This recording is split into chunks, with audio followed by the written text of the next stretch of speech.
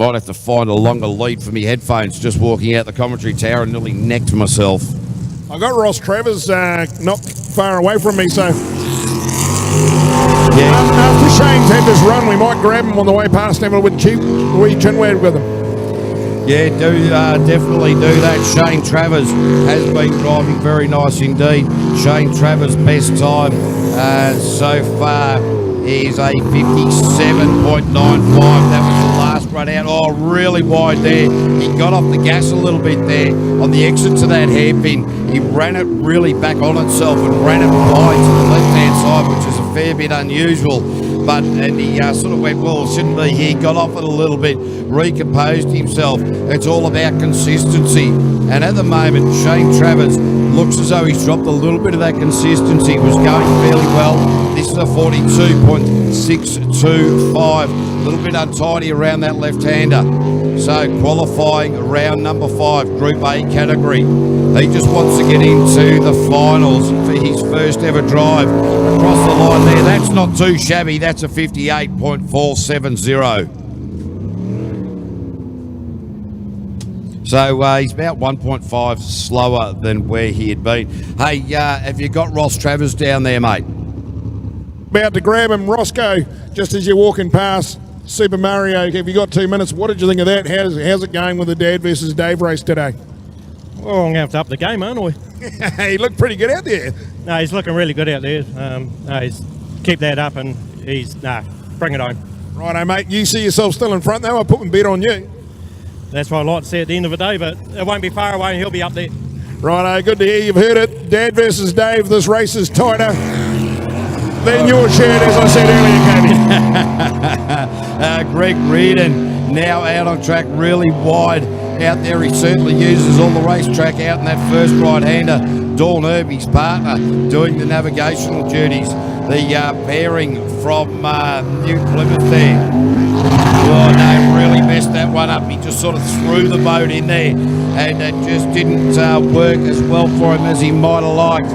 But it is a Greg Reardon, the adrenaline machine. We are now Group A, top 5. The motorcycle mechanic from Inglewood. The finance lady with New Plymouth, Wills Construction, Inglewood Engine Works. The split there for Greg is a 43.170, so slower than the time that Shane Travers has posted. Yeah, it looks a bit untidy. The hull is sitting on top of the water. Certainly the boat speed looks good with this one, Cavey, but I'm not sure he's got it trimmed up right. It just looks to be a little bit rough sitting on that water. Yeah, certainly. The time down a bit with a 58.987, so slower than the time that Shane Travers posted. Hey, I'll quickly read through the top 9 running order from slowest to fastest, and it will be Chris Rasmussen, Craig Shaw, Kelly Manell, Ollie Berner, Daniel Reid, Tim Edhouse, Bevan Schuler, Hayden Wilson, and Carl Beaver. Oh, I'm wrapped. I heard Cal Manell's name, mate, so that's all right. We're still there. All right, we now go back to track, and this is the Riddick boys, Dean and Aaron Riddick, out of New Plymouth. It is the hot property vessel. Check out the big bright green glove out the front. Aaron Riddick's got it. Michael Jackson, we call him. Yeah, he certainly makes sure his brother knows exactly what he's doing, and this is a very conscious decision to put that bright green glove on. You'll notice that colour isn't emulated on his right hand either, so certainly this is something these guys have discussed, and it seems to be working pretty well for him. He's been driving tidy all day. I've been really impressed with what I've seen. These Riddick boys have really brought it on. Brings her across the line, through the split. 41.940. Good split, nothing wrong with that as he heads his way up the track. Bring her home strong now. Yeah, that's the fastest split of this qualified 5 in the Group A so far. Tight lines into the finish there at a 57.384 straight to the top and 1.1 seconds quicker than Shane Travers. He'll be very, very happy with that. I know that these boys really pushed themselves hard. They were so disappointed last season, the way things went for them. They just had so many engine issues. Today seems to be their day, and they're hanging in there. All their goal was to get to that top 6. So they need the top 9 first. Let's see. It appears they're going to be there. Interesting that we haven't seen Tim Betts make his way to the start from early in the day as well. No, mate, they were out. They've blown a piston. So young Tim Coleman and Tim Betts were running the same engine. So very, very disappointing there. But it's Clayton and Mandy Tisdall out, and this Jetspeed Ollie ran that wide, really, really wide. But Clayton has been driving pretty smooth all day. They just need to wring the neck of this engine, just get a little bit more out of it. Mandy Tisdall back to her normal animated self during qualifying 4. She seemed a bit more sedate in the silly seat. Qualifying number 5. Actually, that sedate sort of attitude from the Navigator is down. She's only putting her hand up from time to time to keep her husband on track. They're both getting used to the rotation. The split 39.824. They're bringing it. Oh, mate, that's a full 2 seconds up on what we saw the Riddicks. Here comes the Tisdalls all the way from down the Wanaka, Central Otago, across the line. Yeah, 54.754. And it's a big bite in the old arse, I'd say. For some of the guys, 2 seconds. That's a cracking run. Oh, yeah, 2.5 seconds. I think it works out at the end. We'll get the genius child onto the differentiation between that. Well, the next it's revving up, mate, because I'm looking at the big black boat, the Eagle Automotive, Neil, Big Deal Marshall, Sean Rice. The 2 Naki boats side by side, and they are yet to come. And of course, Novus Show Us Your Crack has just been backed in, so it is starting to heat up. We just saw a 54. Let's see what these boys have got. Yeah, Eagle Automotive, Neil Marshall has had a bit of a rough start over the years to things, but this young man, the man who's now taken over Stinger Sprint Boat Building, Jay Hayden, the Navigator here. Eagle Automotive Limited and Marshall Motorsport. Don't forget Stinger Jet Sprint hulls as well. The man is phonetic. He is absolutely pinpoint accurate. He's been doing that hairpin very, very well all day. The man, as we know, can drive rally cars. Was rated New Zealand's best tarmac rally car driver a number of years ago. We heard from him and said that he had a bit of a nightmare as far as season 2018 went. But Neil Marshall coming through that split time. That is a 39.048. That is the quickest split. It looks clinical, this run, KV. I'm really, really watching this boat. It has not moved. It looks settled. It looks fast. And here he comes, the big finish. Yeah, that's a great time, 53.630 straight to the top and 1.1 seconds quicker than Clayton Tisdall. What does Clayton Tisdall have to do? Mate, I tell you, we thought that was quick when he took 2 seconds. Here comes Sean Rice, the next cab off the rank. These guys are racing so close. Ricey and Big Deal. We've still got Ollie over there in the back, and of course Cy Gibbon. These next 4 boats are absolutely blinding quick. Let's see what, here we go. Elite Kitchens, Monster Energy. Sean Rice plants the foot in the Sprint Tech hull, and that is just flat out into that right-hander. Hung onto it, didn't knife it on the exit like we've seen so many do throughout the course of today. Where's the hairpin? Nailed it, absolutely nailed it. Can't wait to hear the split, KV. I tell you, it's going to be close to Neil. This personally to 24.2. I didn't have a look exactly, to be honest, of what Neil had done. A little bit of a knife up into that right hander, into the nut. But it is Sean Rice now moving right into the position for this split, and it's a 38.289. So he is actually 0.2 slower than Big Deal. 0.2, nothing in it. Listen to the boat speed. He's standing on it. What's left? So across the line, Sean Rice, 52.762. Oh, he took it out of Neil Marshall in the latter, or the last third of that lap. That's why I called it, KV. You could hear the boat speed. You could hear it revving. He might have been 0.2 down at the split, but he kept his boat speed. So 52, best times. P1 at the moment. Yeah, well 0.9 quicker. Wow. That was on. And I'll tell you what, we've still got two absolute crackers boats to come. And one of them, we saw have that problem at the hairpin. We know Cy Gibbon. We know the way he races, and he will chuck everything at this. So I'll try and get Sean Rice up here. I'll just have a quick yak with him while Cy Gibbons running after he finishes. So I'll see if I can get his attention. If you can't get his attention, mate, throw the microphone at him.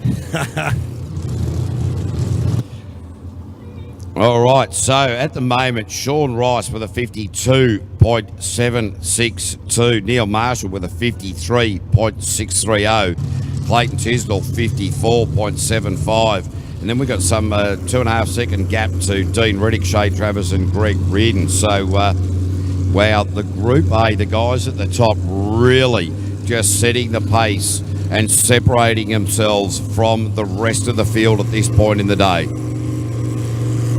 There's still a bit of work going on the Novus boat. They're looking frantically in the back, and I don't know whether he's foxing, looking for calm water. Everything looks relaxed. The thumbs are up. So, yep, he's bought a bit of time. He's done the Peter Coey special there and got himself a clear paddock to run on. Let's see what he's got. Yeah, it is amazing, isn't it, how some of these guys will play that waiting game. Just wait for that water to calm right down. And, of course, we do give them a little bit of latitude with that. They keep playing it up too hard. They get a bit of a slap upside their face. And, well, pull yourself in a line, boyo. And race director down there, Eric Coxeema, the man that runs like, well, I don't know, like a ostrich. He usually gives them a bit of a word of advice. And it is a Simon Gibbon and Donna Thompson out on track. This man has impressed me right from the qualifying one stage today. Just gone right out. He'll be a little bit hesitant into this part of the track this time. And yes, that is exactly what happened. But a nice transition through that hairpin. He's certainly down on the speed that he's been carrying earlier in the day. Maybe it's just that little bit of tentativeness. He's about 2 seconds down on where he'd like to be at the split. So I dare say this is just a run for Cy Gibbon to make sure that the boat's okay. He would have already posted a quick enough qualifying time in the earlier runs to be able to get into that top 9. So doesn't want to go and break the boat, wants to make sure the handles A-okay, get the spanner guys in there. The time across the line, Cy Gibbon 55.3. And Cavey, I'll tell you what, I've got Sean Rice down here. Elite Kitchens, that's Ollie Silverton revving the boat, but we'll grab Sean. That was a blinding run, mate. I'll tell you what, you really look good. You look at control. You're carrying that Australia form. What do you got left? Yeah, I think we've still got a little bit left. We're starting to push it there. I wanted to see what we can do in that run, and yeah, we definitely got a lot more out of it that time, and so I'm looking forward to the next 3. You got your eyes on the prize, mate? What number you're after? Oh, always after number 1, but this fella down here, he's pretty quick, but someone's got to beat him eventually. Dead right, mate. To be in it, to win it. So good on you. Keep it up, the good work. Great. Thanks for your time. Hey, mate. Ollie Silverton now and Jess Sid. This is their final qualifying run. It is the Sun Tough Machine. And, well, as we've been saying all day, current world champions in the Group A category. These guys, their last run out, they were some 2 seconds quicker than the rest of the field. And, well, that's probably not the best that I've seen him do that hairpin, but Ollie Silverton won't be overly worried about that. Still look pretty tidy to me, mate. He carried some massive boat speed out of it. He hooked up and went. It looks quick. The split will tell us the story. Yeah, this boat really does hook up very, very well on the exits. So that's a big difference.